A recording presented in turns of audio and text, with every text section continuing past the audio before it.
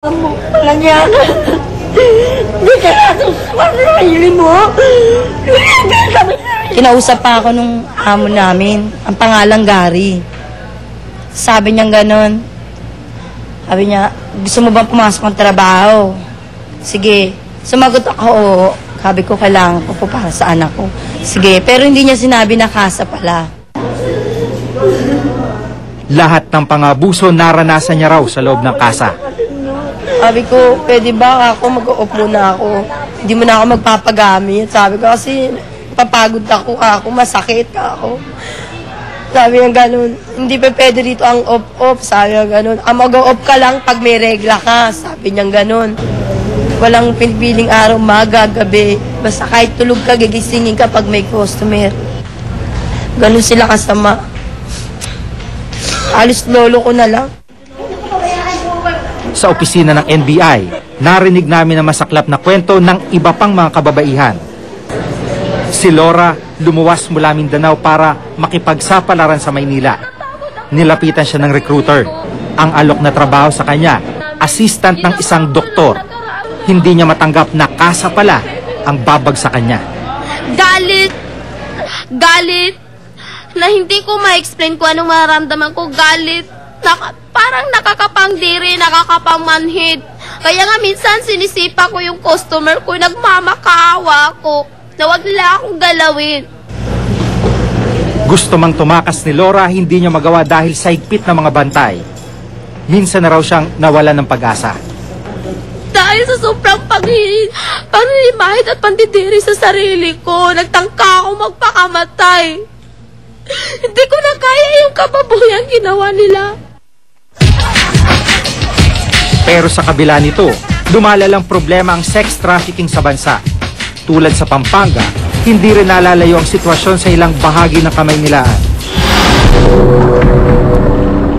Nang aming ikutin ang ilang lugar sa Caloocan, agad lumapit ang mga bugaw na nag-aalok ng mga kababaihan. Natanda lang. Meron kami mga Ang bata dyan ay. Meron. Mga 16, 17, 15. Asan? Magkano? Saan dadalhin ko? Si Auring, halos 20 taon ng bugaw, aminadong nagre-recruit ng mga kababaihan sa probinsya. Gaya ng mga iba-ibang lugar, Bicol, Bulacan, tsaka Cavite.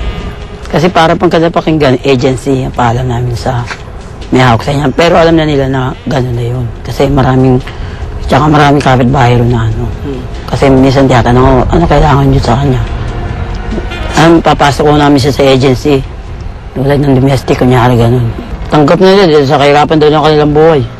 Kasi sa mga probinsya, marami may hirap.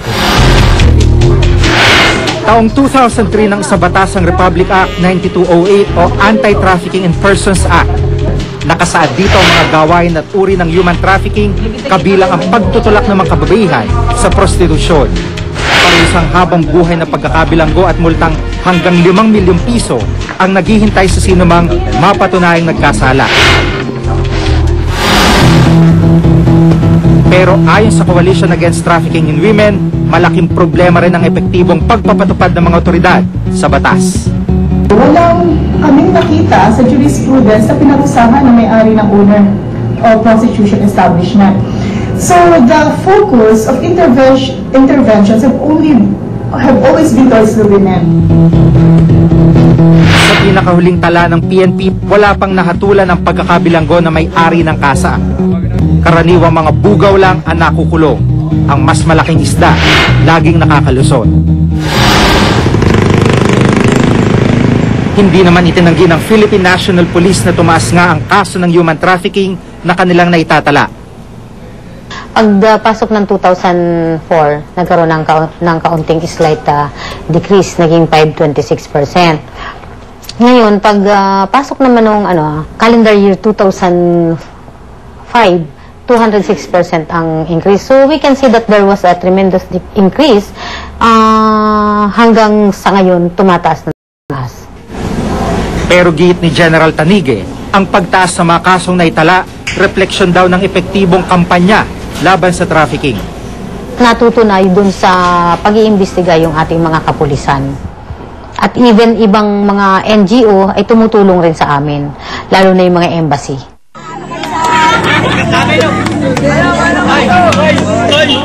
Isang linggo matapos ang rescue operation sa Pampanga, kinumusta namin si Princess. Inabutan namin siyang nagpapahinga sa kalsada. Dahil walang bahay, dito siya natutulog sa bangketa. Sa maliit na kwartong inuupahan ng kapatid niya, pansamantalang pinatutuloy ang 7 taong gulang na anak. Anong pakiramdam mo? Nandiyan na si mami mo. Kahit naghihirap, hinding-hindi na raw babalik si Princess sa kasa. Ayoko sa kanibugan, ibalin. Kahit natutulog kami sa labas. Basta masaya kami. Hindi ganun nangyayari sa buhay ko, malayo sa anak. Kasi ganun po sasapitin. Sa shelter ng DSWD sa Alabang, inabutan namin naghahanda ng gamit si Angela. Tulad ni na Laura at Princess, isa rin si Angela sa kababaihang nailigtas sa area. Isang lalaki mula sa agency raw ang nag-recruit sa kanya. Ang pangakong trabaho, pagiging kasambahay sa Pampanga. Pero iba palang trabaho ang naghihintay sa kanya. Tatanggap po ng customer kahit ayaw po namin. Pag hindi naman namin tinanggap, paparusahan po kami. Hindi po kami pinapakain. Kinukulong po kami. Pinapalo po kami. Tapos di po kami pinapalabas.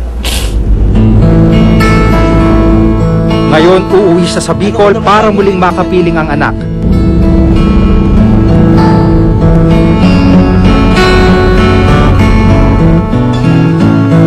Kasamang DSWD ng munisipyo, sinamahan namin si Angela sa kanyang pamilya.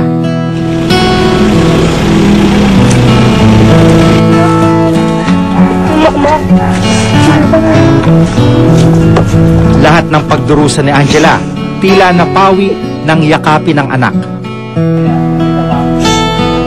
Yun lang po, na makita ko lang po siya, masaya na po ako.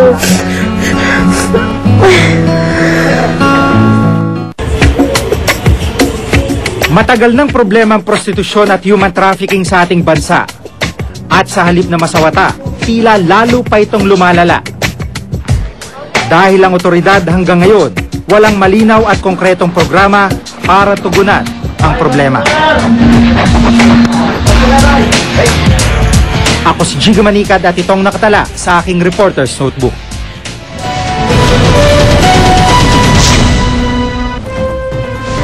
Saka nakakita ng ganyan, pagkatapos na may dispose namin ng mga buhay namin, ay kung saan lang kami dadalhin.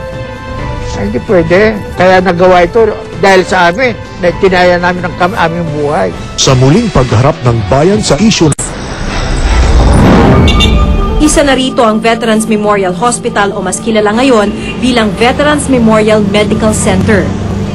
Itinatag noong dekada 50, tinutugunan ng VMMC ang mga pangangailangang medikal ng mga veteranong sundalo noong World War II at mga retiradong kawani ng Armed Forces of the Philippines at maging mga kaanak nila.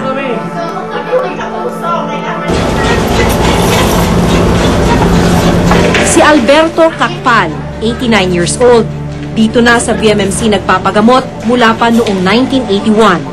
Nung ako'y nagkasakit ng matindi, dinala ko sa Calao, dahil sa US Army, doon ang panampan ng US Army eh. Ngayon, doon sa Calao, ito pa naman, andyan di American Python noon. Kaya dinala ko from Calao to the veterans. Sir, ano po yung naging sakit ninyo? Mga sugat sa Army, kagaya nito, ayan. Dito nga, may bal pa ka sa likod eh. Ayaw tanggalin ni Dr. Cruz. Libre sa halos lahat ng mga serbisyong medikal si Mang Alberto bilang benepisyo sa kanyang paglilingkod sa bayan noong ikalawang digmaan. Pero may pangamba si Mang Alberto na ang mga benepisyong ito bigla na lang maglaho. Ang dahilan, ang di umano'y planong pag-demolish sa gusali ng ospital at pag-develop sa lupang sumasakop dito bilang commercial residential area. Alinsunod ito sa inilabas na Executive Order 620 na nagsasaad na pabilisin ang pagpapaunlad sa North and East Triangle sa lungsod, maging ng